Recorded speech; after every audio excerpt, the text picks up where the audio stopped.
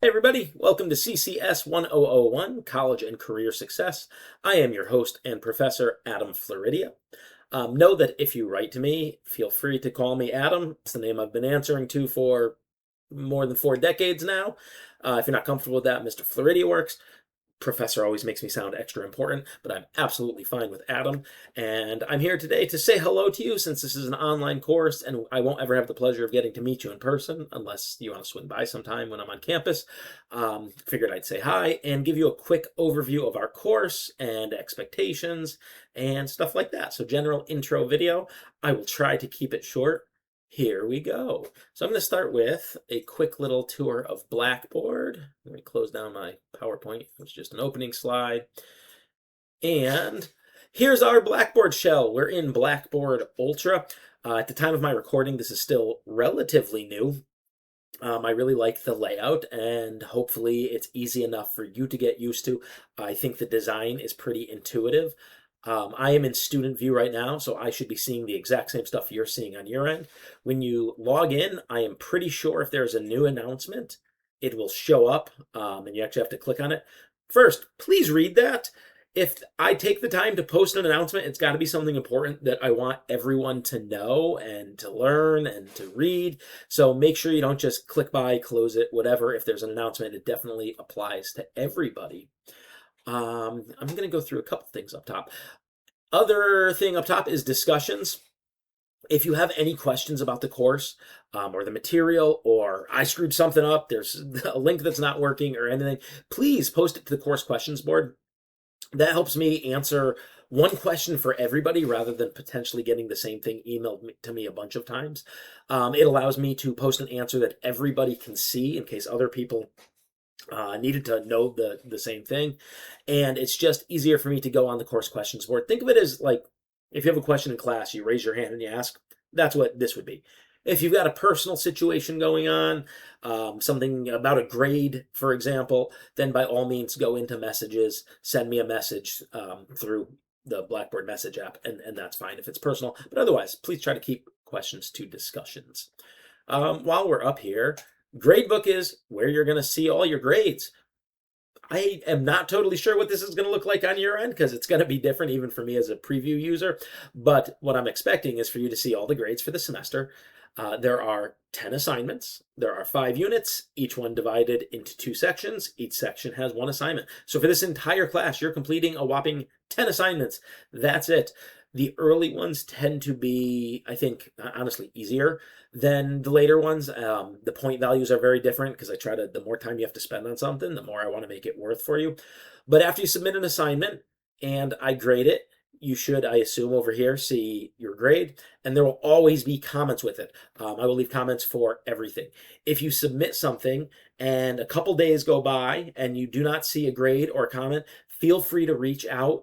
I have to do this weird thing where I have to like submit your grade and then click post again and then click. It's a lot of clicks, and I like to think that I'm going to be on top of it. But again, if I missed something, let me know. I want to make sure you can see your grade and your feedback. All right, messages, grade book discussions, announcements.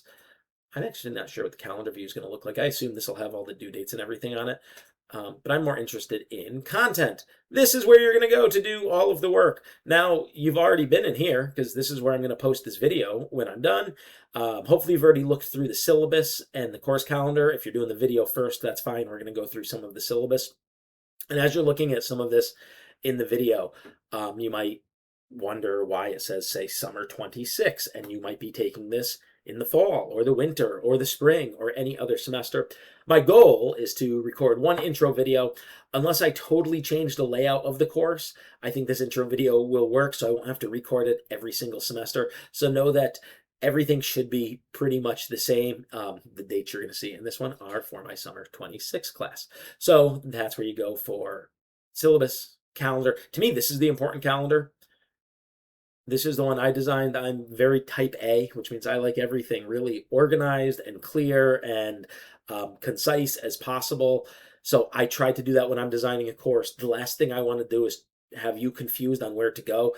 The goal should be you working on the material, not you trying to figure out how to manage the course. So hopefully I've designed it in a way that does that to the best of my ability, that makes it nice and easy for you guys. So our calendar has everything, again, different dates depending on when you're taking this, when class begins, when each assignment is due. You can see there are not consistent due dates, at least for this semester, because I'm trying to cram everything. This is a 5-week class into 5 weeks. It just wouldn't work to have everything due on a Monday and Wednesday. Yeah, I get that that would be nice from a scheduling aspect, but when there's an assignment that is worth, say, this one is like 3-4 times as much as some of the others, I don't want to give you only 2 days to do that. So no matter what semester you're taking this in, know that I've done my best to design the due dates to give you as much time to do the work that I think you will need to do the amount of work that you will need to do. If you don't like the due dates, work ahead of schedule. These are when the last second to hand things in. You can hand things in early whenever you want. So there's the calendar. It's got everything. Print that out, bookmark it, return to it recently. I was going to say tattoo it. Don't tattoo it. That's stupid. But know that that's there and that's what you're going to be following. And the syllabus right there, I actually have that open. I don't like looking at things on the computer, so I would have, if I were you, downloaded this and then opened it. In fact, that's what I did. So I tell you about the class and the syllabus and my teaching philosophy and everything. And actually, let me, I didn't put this in the syllabus, but let me throw this out there to you since we're talking about the class. So this is a mandatory class. Everybody has to take it. That's relatively new. Within the past few years, they made it mandatory for everybody. Now, I'm not naive. I'm guessing a lot of you are not so thrilled, to say the least, to have to be taking this class. Personally, I don't think everybody should have to.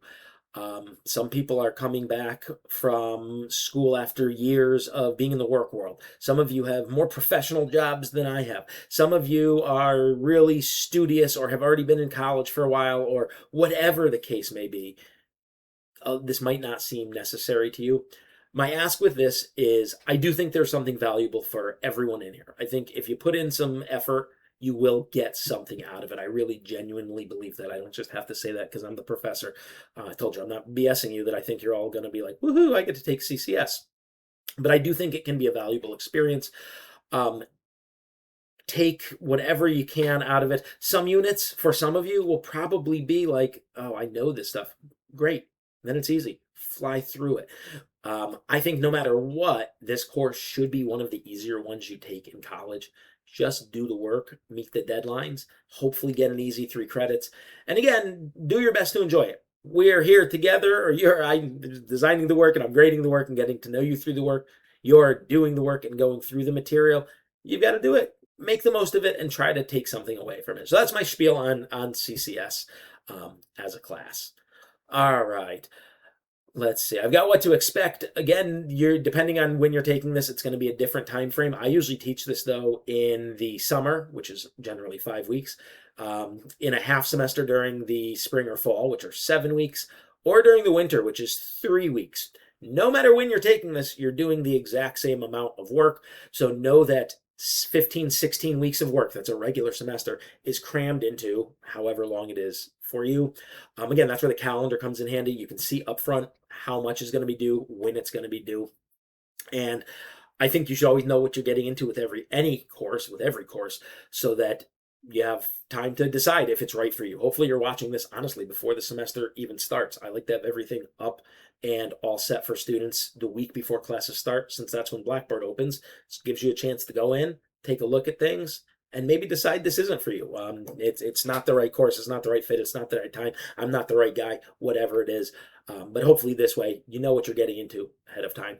Speaking of what you're getting into, this is one thing where I like to think I'm relatively laid back and easygoing, but I do have strict deadlines, especially with the, as you can see, no late work. Because this is an abbreviated class, because I'm going to be working to get stuff back to you just as quickly as you get it done. My goal is to have every assignment returned to you before the next one is due. That way you have some feedback to work on, to apply, to grow from, whatever. And I don't know, to me, that's me doing my job. So I'm going to be strict on deadlines for you. I'm going to do my job to keep up meeting the returning of work. And there's all these other reasons. I just think you need to learn to meet hard deadlines. It stinks for me to decide who gets an extension because of XYZ and who doesn't. So the assignments in Blackboard will, I think close. I don't know what it's going to look like on the student end, but they should not accept any work past the deadline, which will always be 11:59 p.m. on the date that something is due. So I beg you, urge you, plead with you, threaten you, reward you, I don't know, whatever word you want to use, to not wait until the last seconds, minutes, hours to get stuff due, to get stuff turned in, to try to turn it in. If something goes wrong, you're only risking getting a big fat zero for that. So pay attention to my late work policy. Hopefully you understand, whether you agree or not. Hopefully you understand why I do it. Hey, you don't need a textbook for this class. There's an online textbook. You're welcome for that. Blackboard mail, feel free to email me. I do try to get back quickly. I do prefer you say in the Blackboard mail, though, the messages that we saw on Blackboard. And then my notes on really scheduling an assignment. The class there are 1,100 points possible to earn, and I'm grading you out of 1,000. So you get 100 free points to leeway. I don't know what word I was going for, just to play with, to lose. You get a 100-point buffer, and then here's how the final grade will be broken down. So in Blackboard, it should update in the gradebook constantly how many points you have on each assignment, and then add those up so you can always see. And follow directions. That's the key to an online course. I do encourage you to get ahead as much as possible. Don't wait on those last-minute deadlines. And again, of all the classes you take in college, I do hope this is one of the easier ones. And then my big skull and crossbones page is the last one on it. I want to emphasize, you got to do your own work. First of all, a lot of the stuff in here is reflections. So it is some personal reflection and thoughts about things that you've done, experiences you've had, how you work.